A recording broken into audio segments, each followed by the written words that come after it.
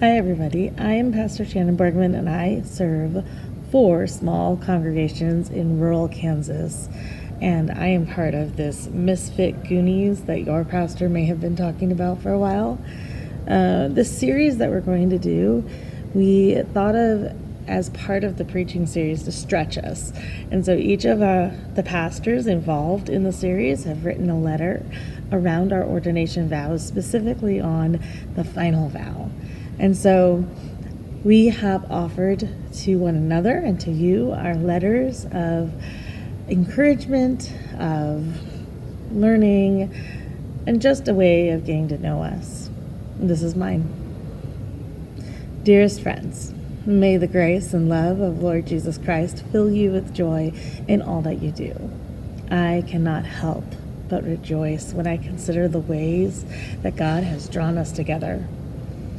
Mark, Liz, Paul, what a blessing it's been to have been pulled together so many years ago by the pastor's leadership revitalization program. I was new to this crazy call and just moved here from Spokane, Washington, and told by my EP that I needed to go to this program. Well, what can I say? Sometimes I do listen. I'm glad I did, because you have been dear to me since the first moment we met.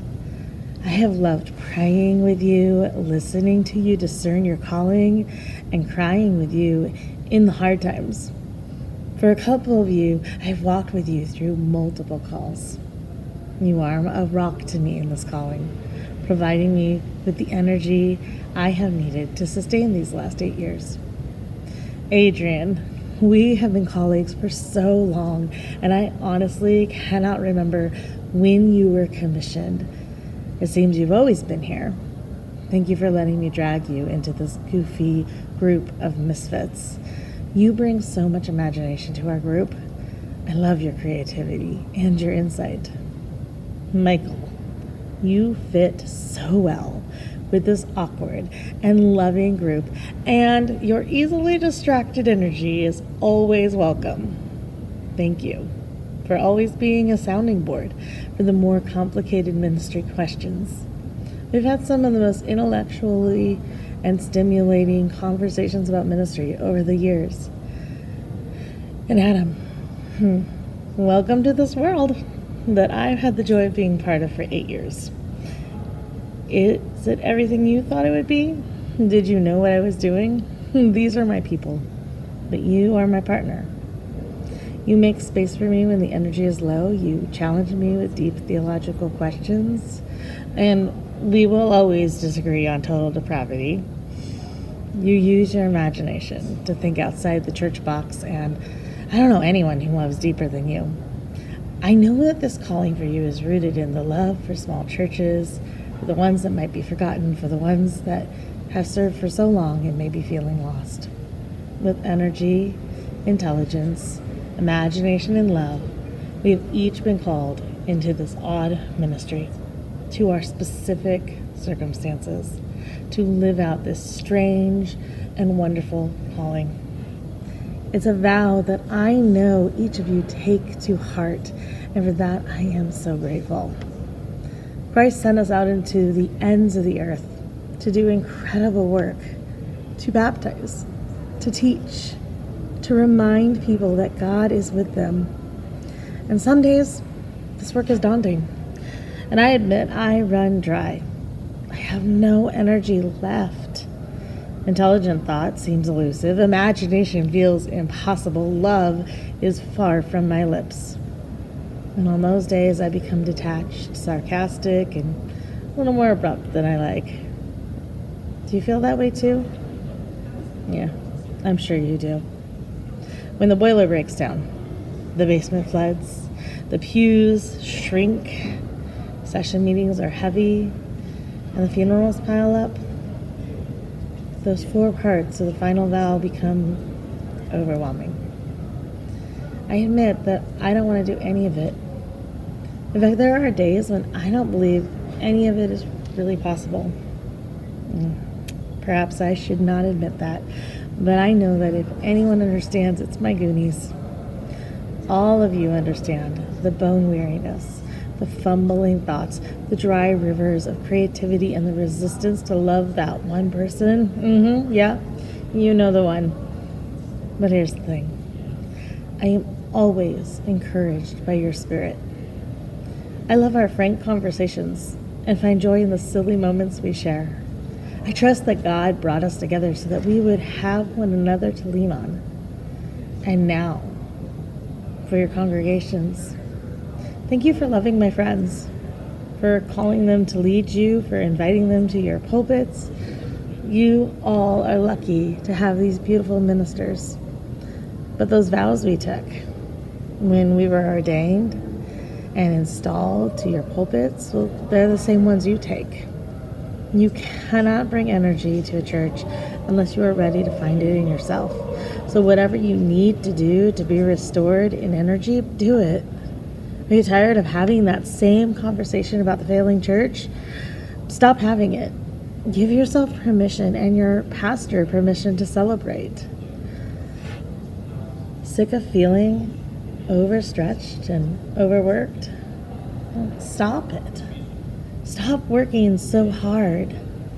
There are other churches like ours out there doing the work of baptizing, making disciples, teaching God's command to love. It is not all on your shoulders. So if what you are doing is drawing energy away, let it go. God will cover it. I promise. In that same way, your pastor isn't the only one to teach and lead and make disciples. In fact, we might not even be the best ones. I'm acutely aware that I am never the smartest person in the room. I'm pretty smart, but there's always someone who knows more.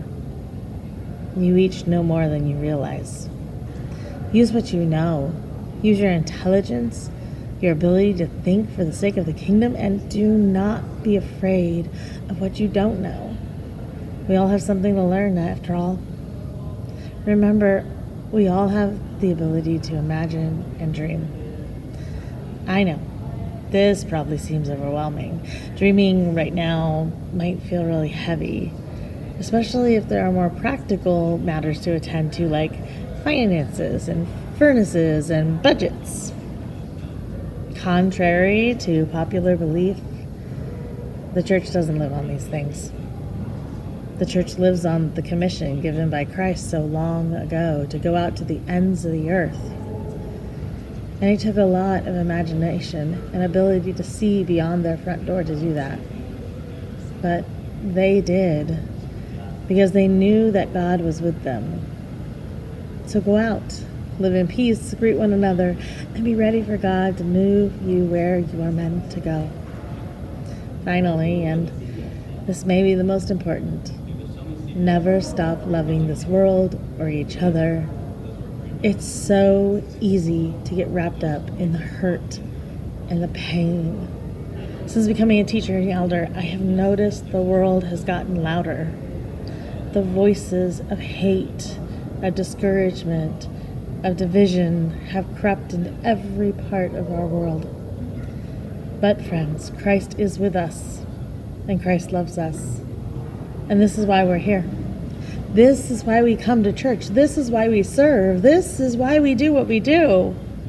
Because Christ loves us. And the world needs to know that. Christ loves them as well. And you need reminders from each other that you are loved and wanted. Whatever you do, do this above all else. Because love for the world and love for one another, that's what produces the energy, the intelligence, the imagination. Now, friends, it is almost 9 p.m. at night, and I have an early morning, so I'll close with this. I can't wait to hear from each of you as you consider what the final vow of our ordination is. Perhaps you can ask your sessions and include their thoughts, dear Goonies. Whatever you share, I'm thrilled to be writing this letter and participating in this series with you. Blessings, friends. You are wanted and you are loved. Reverend Shannon Borgman.